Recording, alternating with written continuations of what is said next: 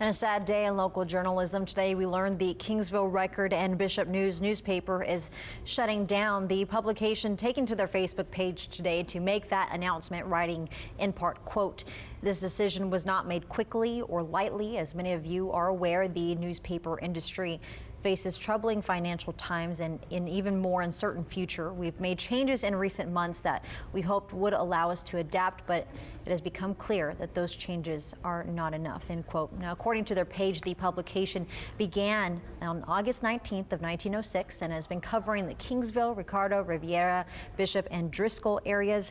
Their final issue scheduled for December 5th.